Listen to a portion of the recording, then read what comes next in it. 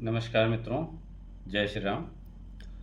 मित्रों, जो हमारे जीवन का उद्देश्य होता है, हमारे पैदा होने का जो उद्देश्य होता है, आज हम लोग उस पे चर्चा करेंगे। ज्योतिष के माध्यम से चर्चा करेंगे। हिडन साउल्स, जो कुछ भाव ऐसे होते हैं जिनको हम बहुत खराब मानते हैं, यानी कि जैसे कि 6, 8, 12 को हम बहुत खराब मानते हैं, लेकिन क्या आपको ये पता होना चाहिए कि जो छठा भाव है कुंडली का, वो आपके रोग रिपु ऋण का है। इसलिए ऐसा माना जाता है कि ये भाव बहुत खराब माना जाता है। लेकिन छठवां भाव आपके संकल्पों की शक्ति का भी होता है। ठीक है, जैसे क्या कहते हैं कि यदि मेष लग्न की कुंडली है और छठे भाव में मंगल बैठ जाए, तो छठवां भाव क्या है? सेवा का भी है, सर्विस का भी है, आध्यात्मिक दृष्टि का भी भाव होता है। ठीक है, आध्यात्मिक दृष्टि से ऐसे व्यक्ति को धारणा उत्पन्न होती है और व्यक्ति फोकस्ड रहता है इन चीज़ों पर, अपने जीवन के लक्ष्यों पर। कंसंट्रेशन उसका बना रहता है। यदि लग्नेश या फिर पंचमेश जो है छठम भाव में चले जाएं, तो क्या स्थिति उत्पन्न होती है? लग्नेश यदि छठे भाव में चले जाएं, तो व्यक्तित्व का विकास जो है सेवा देने से होगा।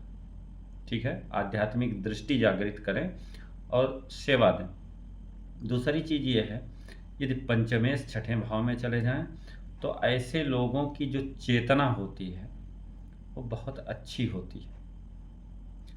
ऐसे लोगों का व्यक्तित्व का विकास बहुत तेज़ी से होता है। क्या होता है कि छठे घर की जब दशा या अंतर दशा आती है, तो ऐसे ही लोग, चूँकि प्रतियोगिता और प्रतिस्पर्धा का भी भाव है, जब छठे भाव में कोई मजबूत ग्रह बैठ जाता है, कर्मेश मान लीजिए आके बैठ गए और सूर्य हों, तो ऐसे लोग जो है प्रशासनिक पदों में जाते हैं। अब हम बात करें कुंडली का आठवां घर। आठवां घर क्या है? पीड़ा का है। पीड़ा जब अष्टमेश की दशा होती है तो व्यक्ति को चारों तरफ से पीड़ा मिलती है। ऐसे लोगों को अगर 8th हाउस के मालिक चंद्रमा हो या 8th हाउस में चंद्रमा विराजमान हो, तो मन के में नकारात्मक भाव उत्पन्न होते हैं, सुसाइडल थाट आते हैं, निगेटिविटी का शिकार हो जाता है। क्योंकि जो आठवां भाव है, चिंता और चिंतन दोनों का होता है। यदि हम चिंता करें तो समस्या, और चिंतन करें कि ठीक है, मान लीजिए किसी को आपने फ़ोन किया, फ़ोन नहीं उठाया, तो आपको लगा कि ये व्यक्ति जानबूझकर नहीं उठा रहा, तो ये नेगेटिव थाट आ गए। लेकिन मान लीजिए हो सकता है कहीं फंसा हो व्यक्ति, तो ये पॉजिटिव थाट आ गई। लेकिन आठवें भाव को हम चिंतन का भाव भी कहते हैं, क्योंकि जब आठवें भाव को हम रिसर्च का भाव कहते हैं, जो है शोध का भाव कहते हैं। और शोध तभी होगा जब आपकी चिंतन शक्ति मजबूत होगी। शोध तभी होगी जब आपकी चिंतन शक्ति मजबूत होगी। यदि लग्नेश अष्टम में हैं, तो फिर व्यक्ति चिंता करेगा या फिर चिंतन करेगा। ऐसे लोग रिसर्च भी करते हैं। ठीक है, शोध। और आठवां भाव अकल्ट साइंस का है, गुप्त विद्याओं का भी है।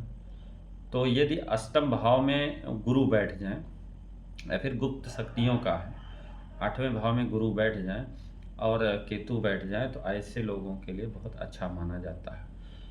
पूर्वाभास का, इंट्यूशन पावर इनकी बहुत अच्छी हो जाती है।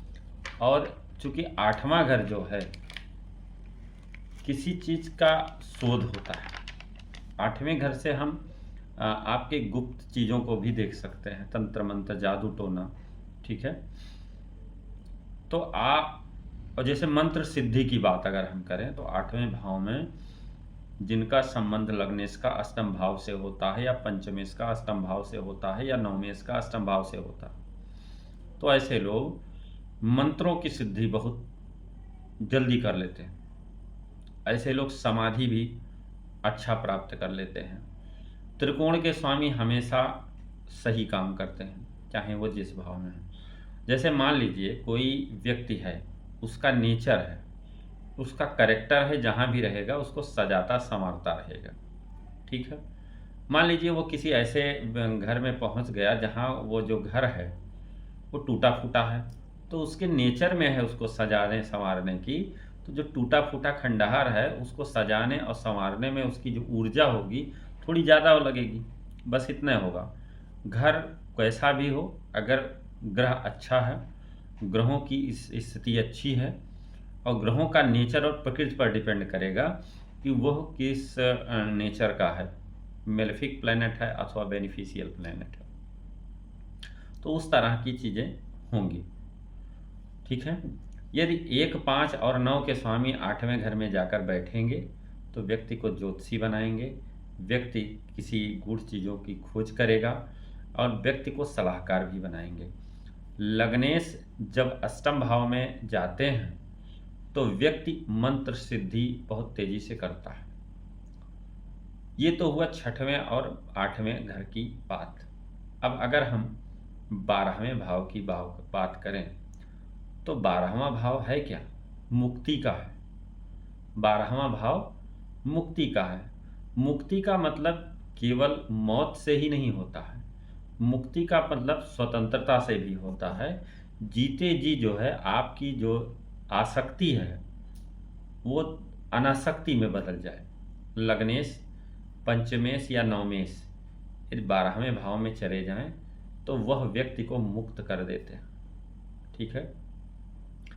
ऐसे लोग केयरलेस हो जाते हैं, मतलब लेट्स गो वाली स्थिति में रहते हैं। और केयरलेस कौन होगा? जो किसी बंधन में जुड़ा नहीं होगा, कुछ भी फायदा नुकसान हो, ठीक है, सब चलता है। लेकिन 12वें 12th लॉर्ड की दशा में जब आती हैं, तो कुछ चीज़ें छूटती हुई चली जाती हैं। मान लीजिए किसी का जो 10th लॉर्ड या 9th लॉर्ड 12th में बैठ गया या 12th लॉर्ड 10th में बैठ गया, तो ऐसे लोग क्या करते हैं, उनकी जॉब फॉरेन में, विदेश में लग गई, अमेरिका में लग गई, यूरोप में लग गई, तो उनका तो जो एक तरह से बंधन था वो मुक्त तो हुए और वहाँ विदेशों में जाकर के स्वतंत्र हो गए। तो मुक्ति का मतलब स्वतंत्रता से भी होता है। ठीक है? तो ये है आपके जीवन का जो एक तरह से देख